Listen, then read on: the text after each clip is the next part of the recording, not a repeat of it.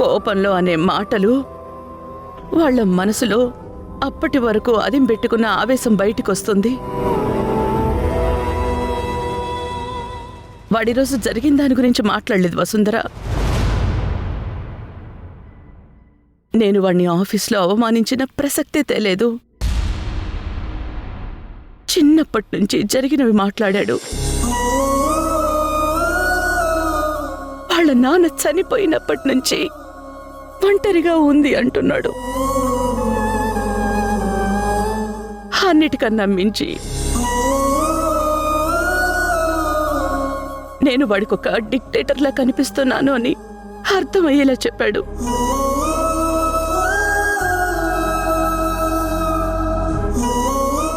ఇప్పుడు వాడన్న మాటల్ని మర్చిపోలేకపోతున్నాను వసుంధర.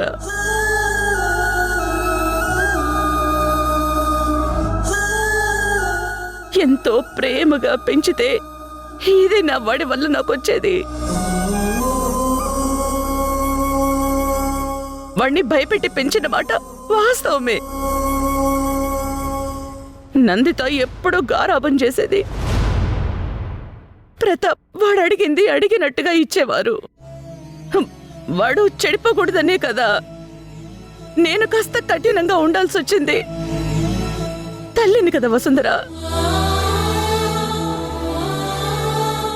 నా కొడుకుని వేలు పట్టి నడిపించడం దగ్గర నుంచి ఎవ్వరూ వేలెత్తి చూపించకుండా పెంచాల్సిన బాధ్యత నాకే ఉంటుంది కదా.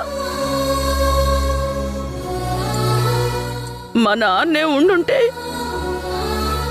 ఇలా చేసేవారు కాదు అన్నాడు.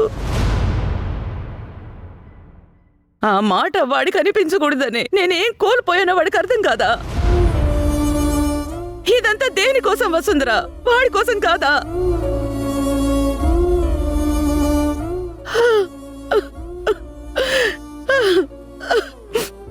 ఒక తల్లిగా వాడి బాగా కోరుకోవడం తప్ప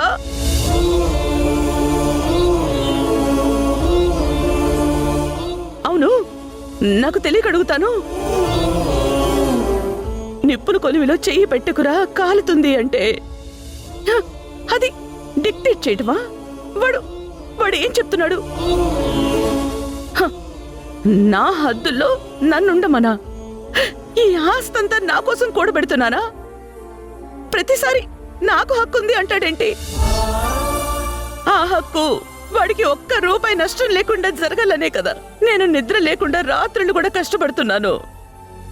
ఆ హక్కు కోసం కాదంటాడా?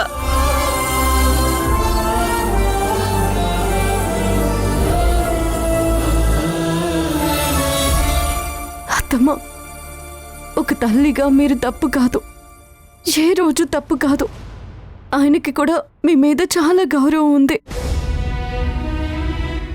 కానీ మీ ఇద్దరి మధ్య అడ్డుగోడలా నేనున్నాను. మీ కష్టం ధ్రువ సార్కి తెలుసు, ఆయన బాధ మీకు తెలుసు. కానీ పంచుకోలేకపోతున్నారు. ప్రతిసారి ఆయన్ని కాదని మీరు నా వైపు వేస్తున్న ఒక్కో అడుగు సార్కి మిమ్మల్ని కూడా దూరం చేస్తుంది. అది నన్ను లోపలే దహించేస్తుంది అత్తయ్య.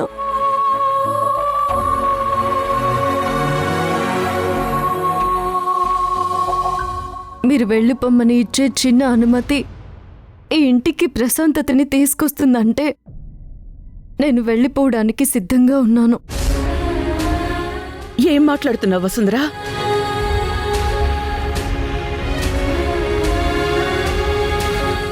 కోపంలోనే కాదత్తమ్మా, మన మనసులో తట్టుకోలేని బాధని పంచుకున్నప్పుడు కూడా మనం దాచుకున్న మాటలన్నీ బయటకొస్తాయి.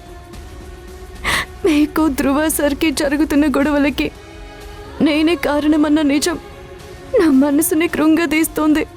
ఒకవేళ నా వల్లే సార్ ఇలా అయిపోతున్నారేమో, నేను వెళ్ళిపోతే ఆయన తాగడం మానేస్తారేమో.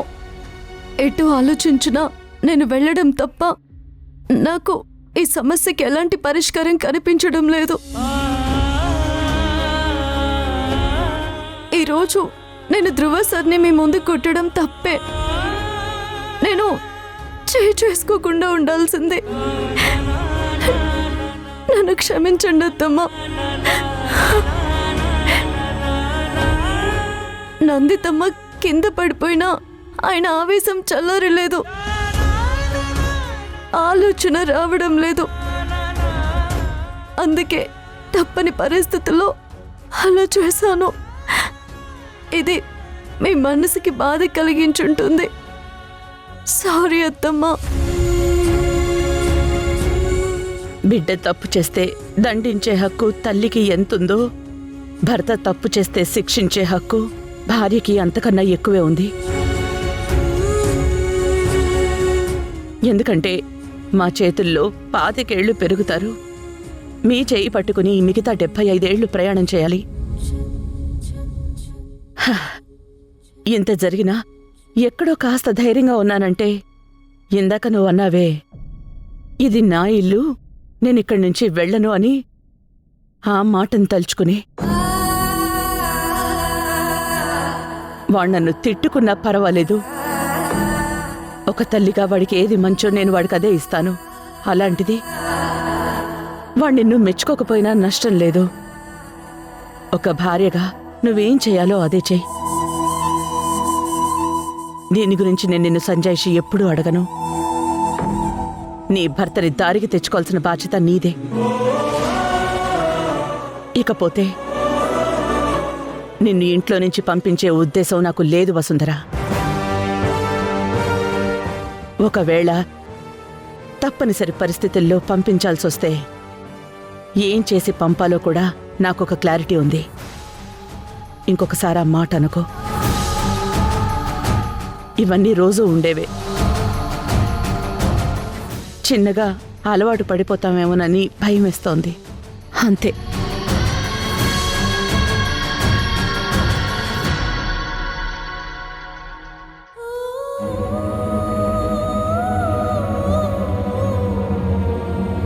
బాధపడకు.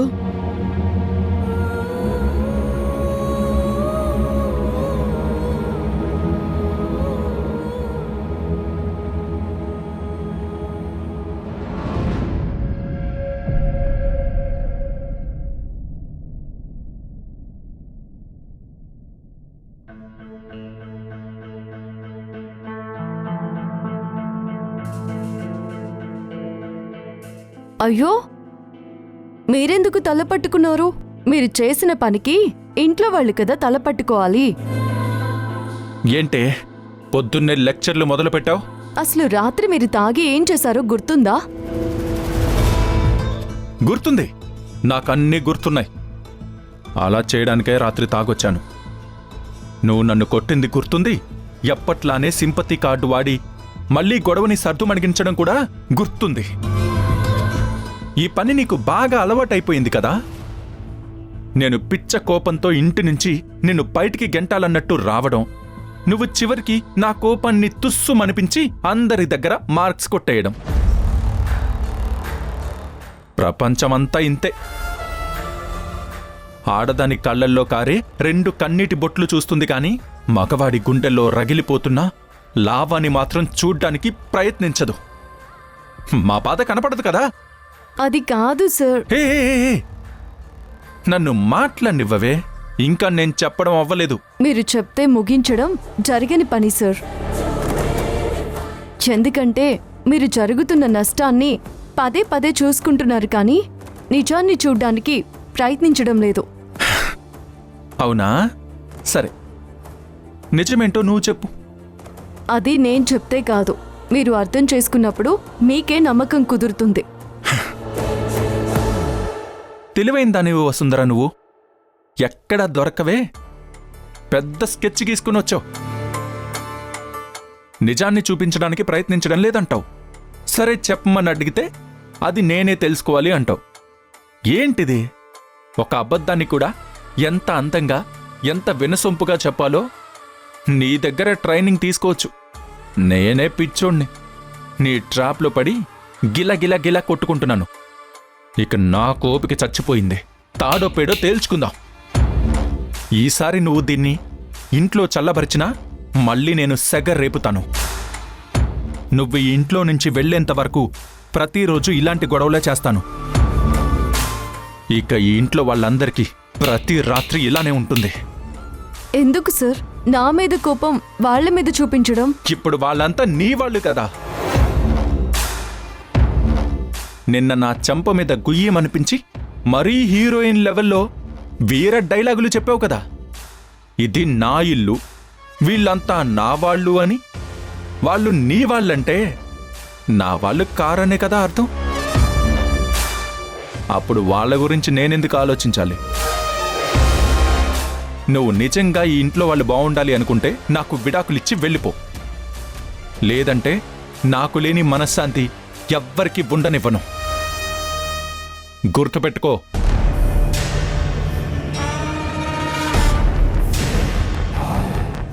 ఇక నిన్ను ఈ ఇంట్లోంచి పంపించడమే నా టార్గెట్. ఖచ్చితంగా ఈసారి చేసి తీరుతాను. ఎవ్వరు ఏమైపోయినా నాకు పర్వాలేదు. నేను వాళ్ళ గురించి కనీసం కూడా ఆలోచించను.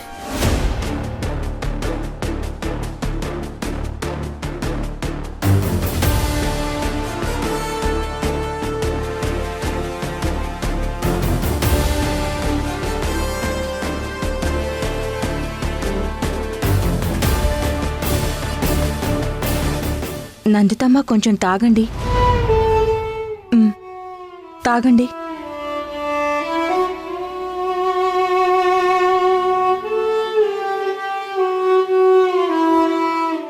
ఎలా ఉంది నందిత ఇప్పుడు?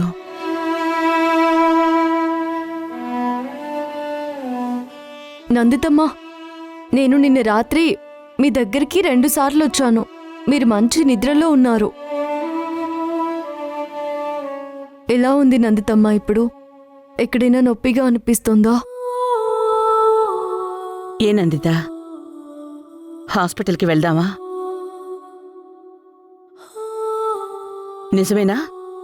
లేక నేను బాధపడతాననో వసుంధర బాధపడుతుందేమోనని దాయడం లేదు కదా?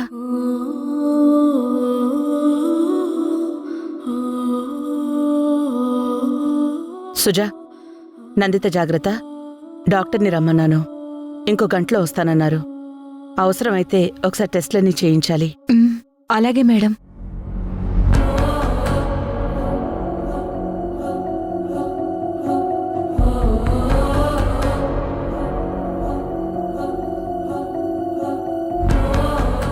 వసుంధర, ఆఫీస్కి టైం అవుతోంది, వెళ్దామా? నేను రెడీగానే ఉన్నాను మేడం. సరే. అమ్మా, ఆ పిలుపు ఏనాడో చచ్చిపోయింది.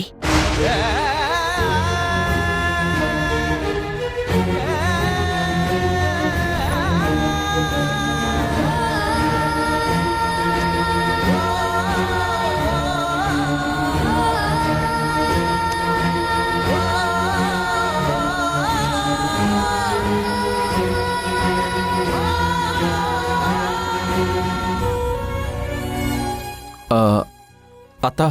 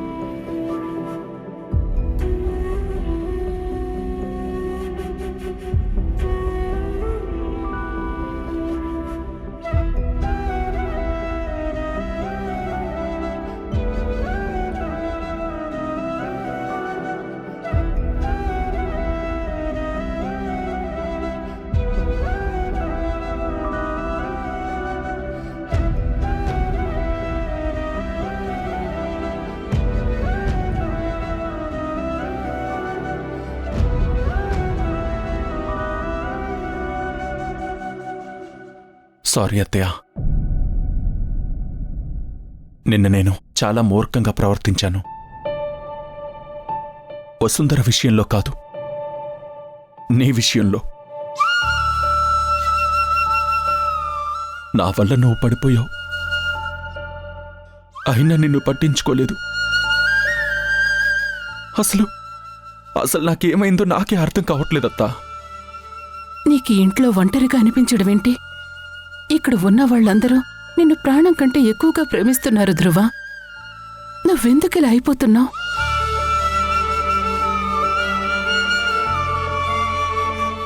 నన్ను చూస్తే కోపం వస్తుందా అత్తా? నాకు కూడా కోపం వస్తుంది. ఒకప్పుడు ఏదో గెలిచి తాగేవాణ్ణి, అందులో నాకు సంతోషం దొరికేది. కానీ ఇప్పుడు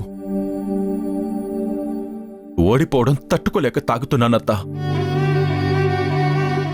ఇలా తాగడం, ఇలా మారిపోవడం నాకు నచ్చడం లేదత్తా. పొద్దున్నే లేచి అద్దంలో చూసుకున్న ప్రతిసారి ఇది నేను కాదు అనుకుంటున్నాను. కాని నీ ధ్రువగాడెట్టు తప్పిపోయాడత్తా. వాణ్ణి ఎంత వెతికినా వెనక్కి తిరిగి తీసుకురాలేకపోతున్నాను.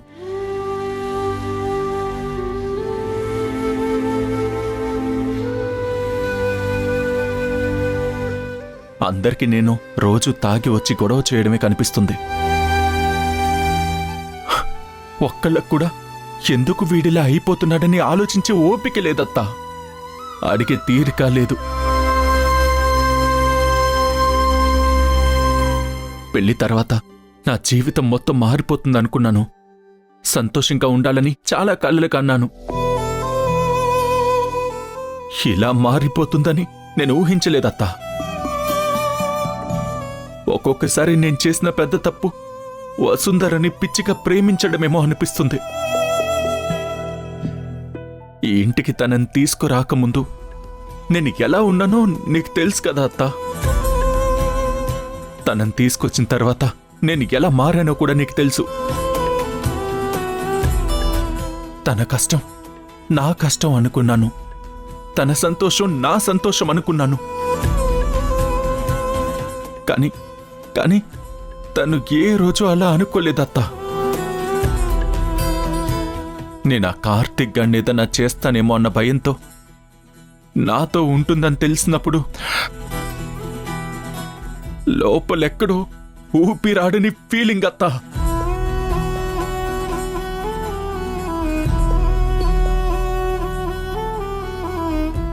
ఏ రోజు తన నా ఫీలింగ్స్కి విలువివ్వలేదు, తీసి పడేసిందత్తా. నన్ను దారుణంగా మోసం చేసింది. ఆఫీస్కి వెళ్తే వాళ్ళిద్దరూ కనిపిస్తారు.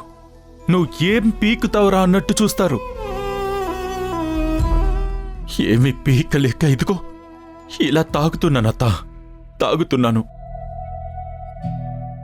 ఇంకా దాని ప్రేమ కోసం దిగజారిపోలేక నన్ను నేను దిగజార్చుకుంటున్నాను.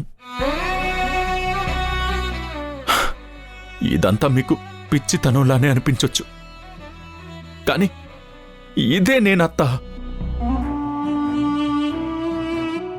నచ్చితే నేను ప్రాణమిస్తాను, నచ్చకపోతే వాళ్ళ నీడ కూడా భరించలేను. నా దురదృష్టం ఏంటంటే ఎవరిని ప్రాణంగా ప్రేమించానో వాళ్ళ నీడే నాకు శాపంగా మారిందత్తా. అయిపోయిందత్తా, ఇక నా జీవితం అయిపోయింది. నేనొక ఫెయిల్యూర్ని. నన్ను మీ అందరి కళ్ళల్లో అలానే చూపిస్తుంది. అమ్మ అసహించుకుంటుంది. నువ్వు అర్థం చేసుకోలేకపోతున్నావు. ఎవ్వరూ నా పక్కన నిలబడ్డం లేదత్తా. పర్లేదత్తా, పర్వాలేదు. ఒక మనసు లేని అమ్మాయిని ప్రేమించినందుకు నాకీ శిక్ష పడాల్సిందే. ఇది సరిపోదత్తా. ఇంకా ఇంకా ఇంకా నాకు జరగాలి. లోపలున్న ఈ కాస్త బాధ, ఈ కొన్ని కన్నీళ్లు కూడా ఇంకిపోవాలత్తా. నేనిలా చెప్పడానికి కూడా మాటలుండవత్తా.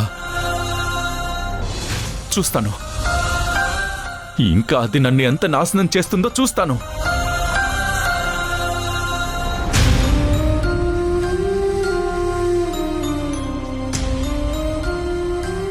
పిచ్చోడా, నీ బాధకి అర్థం లేదని ఎవరంటారు? అంతం లేకుండా చేసుకుంటున్నా. నీ మనసులో ఉన్న ప్రతి అనుమానం నీకు కలిగింది కాదు, నీ మీద రుద్దబడింది. నీ కళ్లకు గంతలు కట్టి వాళ్ళు చూపించాలనుకున్నదే నీకు చూపిస్తున్నారు. అదే నిజమనుకుంటున్నావు నువ్వు. ఒక్కసారి ఆ గంతలు తీసి చూడు. నీకోసం ఆరాటపడే కళ్ళు నీకు కనిపిస్తాయి. ఇన్నాళ్ళు నీ మనసులో ఉన్న ప్రేమ ఏమైపోయింది అని అనుకున్నాన్రా. కాని ఇప్పుడు అర్థమైంది, ఆ ప్రేమ తాలూకు గాయమే ఇదంతా. అత్తకి నీ బాధ చెప్పుకున్నావు కదా, ఇక ఏం చేయాలో అది నేను చేస్తాను. నీ పెర్ఫార్మెన్స్లో ఎలాంటి ఇంప్రూవ్మెంట్ కనిపించలేదు అని క్లియర్గా చెప్పాను. అందుకే తనని ప్రమోట్ చేసి నిన్ను మళ్ళీ డిమోట్ చేస్తున్నాను. ఇక నుంచి నువ్వు మేనేజర్గా కాదు, ఎగ్జిక్యూటివ్ పొజిషన్లో పనిచేస్తావు. ఇంతకన్నా నా ఆత్మాభిమానాన్ని చంపుకొని ఇక్కడ పని చేయలేను. మిస్టర్ ధ్రువ ప్రతాప్, నేను పర్ఫామ్ చేయలేకపోతున్నాను అని రిజిగ్నేషన్ లెటర్ రాసి మీ ఓటమిని ఒప్పుకొని వెళ్ళండి.